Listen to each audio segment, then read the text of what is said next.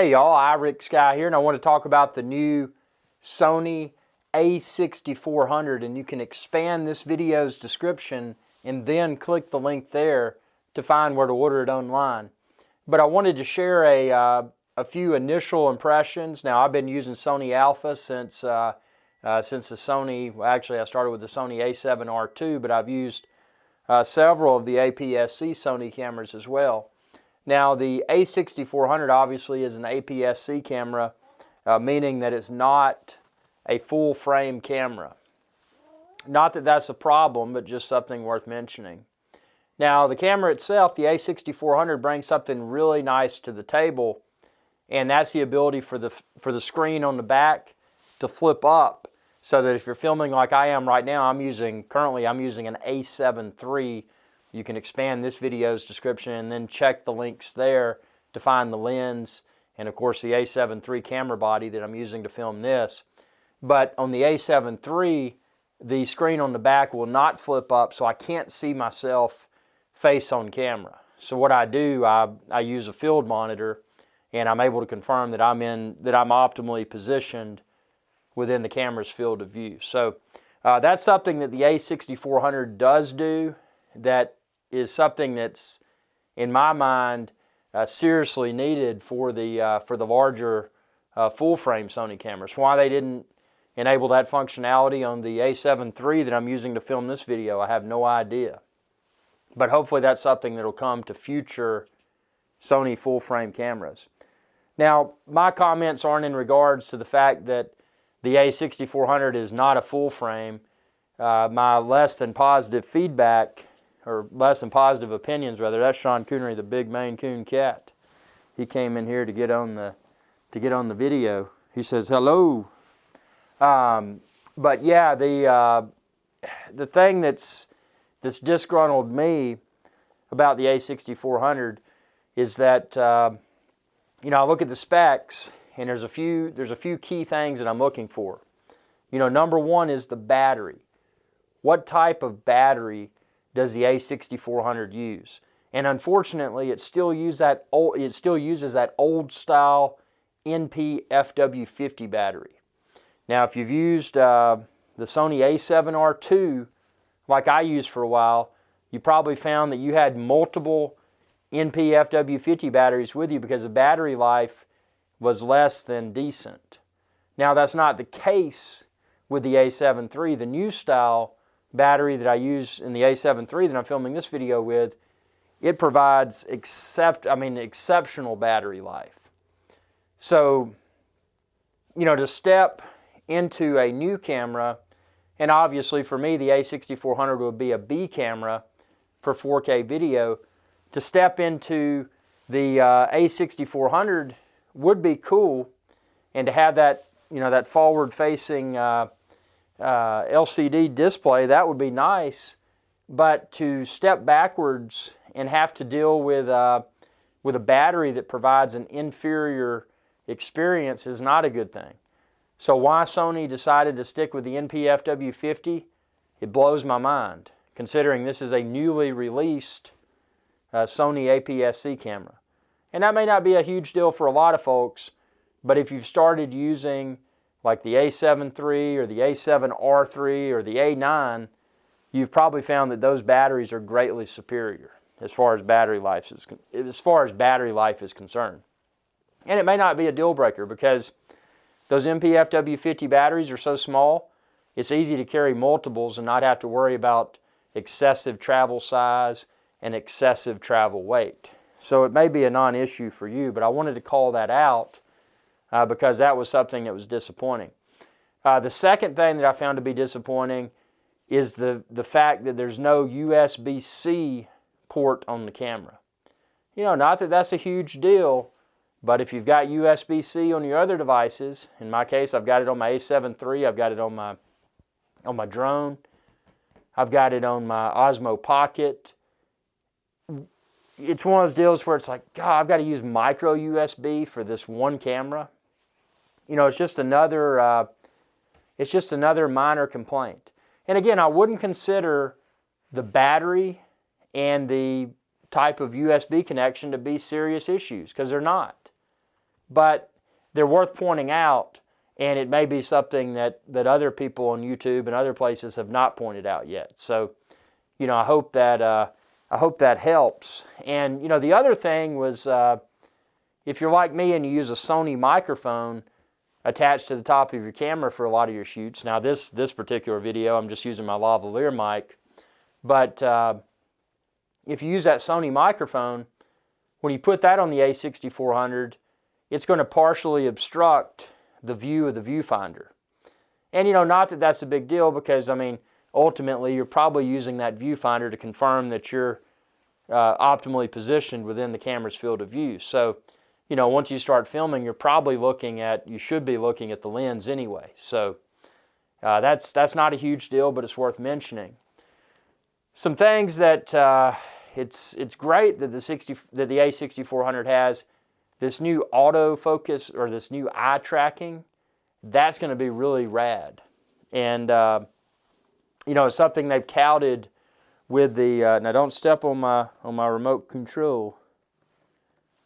I've got my remote control here that I use, because again, the A7 III that I'm filming this with does not have a forward-facing LCD screen. And I often use a field monitor, but I didn't connect my field monitor today, so I'm using the Play Memories app, and you can see me there. You can see that I'm in the optimally positioned within the camera's field of view. But I didn't want Sean Connery to step on the stop record button and stop the recording. So that's why I grabbed the phone. But yeah, the a6400, he's set down now, so I'm going to put this back down. So the a6400, the size and the weight, it's smaller than an A7 III or an A9 or an A7R III. So that's a positive. Obviously, again, it's not a full frame, but again, the price point does not suggest that it is a full frame. It's not. It's an APS-C, which is fine. So for a lot of scenarios like this particular video that I'm filming with my A7 III, for example, full frame camera, the A7 III is, I'm filming this video in APS-C mode because I've got a 25mm lens, but I want to zoom it in more, so I switched to APS-C.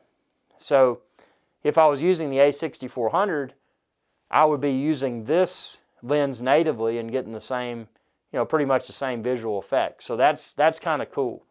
For a B camera, for something that's more affordable, more portable, lighter weight, smaller profile, the a6400 brings a lot of positivity to the table. But they brought the advanced eye focus, and then also the ability to use eye focus for animals, and that's huge, especially with this animal right here, Sean Connery, the enormous Maine Coon cat.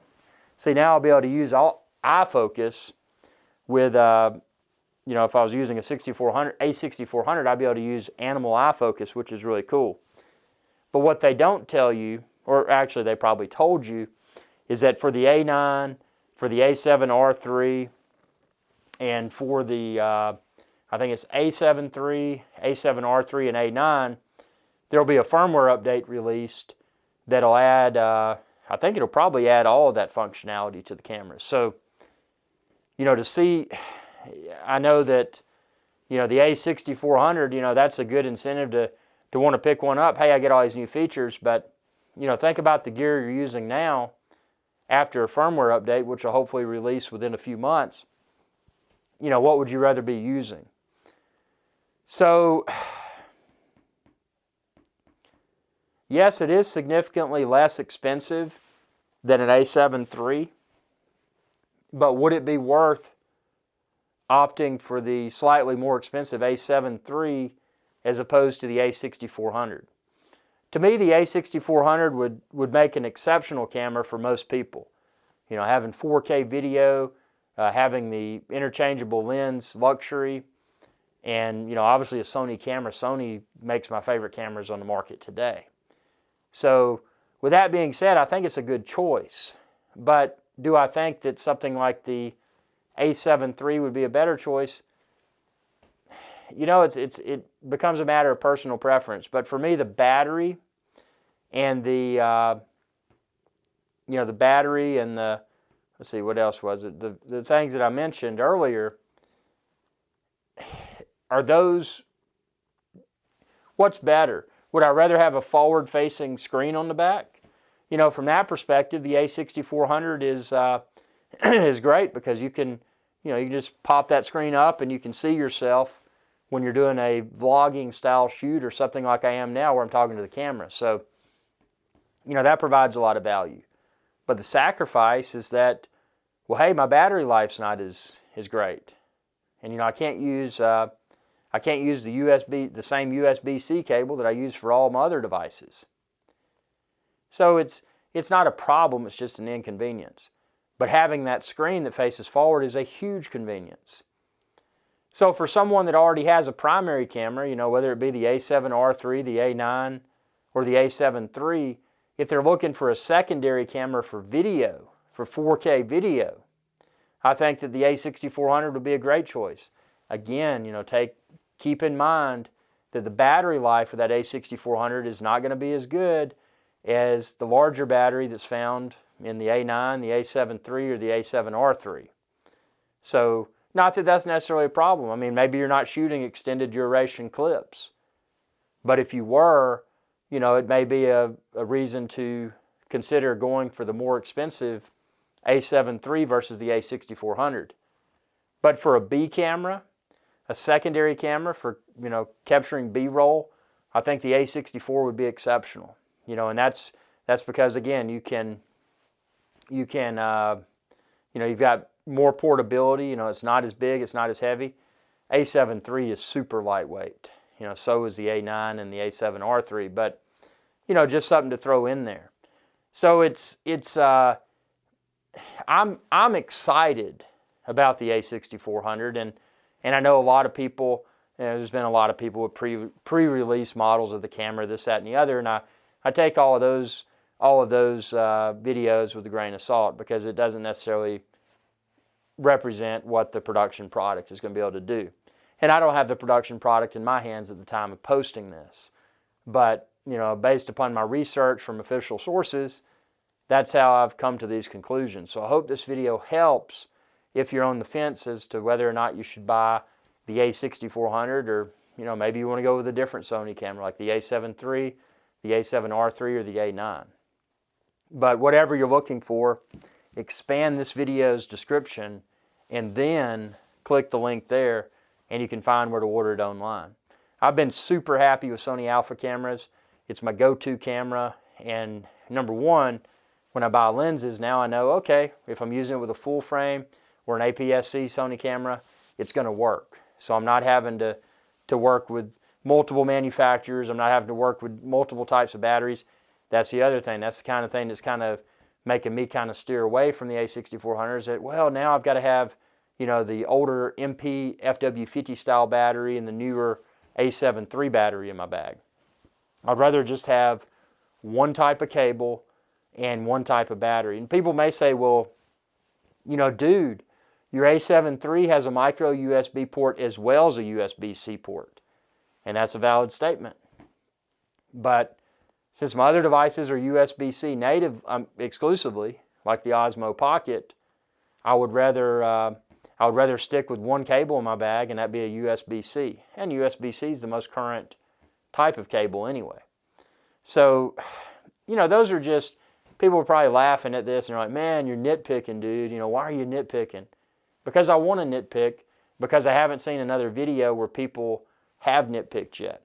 And yes, I am excited about the a6400, and I think it should pack a tremendous punch, especially given the price point, and for people that really want to take their video production to the next level, maybe add a B camera. Maybe they don't have a B camera yet. Maybe you're using your smartphone as a B camera. To really have a proper B camera, that's an awesome use case for the a6400. For stills photography, with a good piece of glass on it, like any Sony Alpha camera, should be exceptional. But keep in mind, with that older style MP-FW50, especially if you've become spoiled by using the A7 III or A7R III or A9, it's going to seem like a step backwards from a battery life perspective. Not that that's a problem.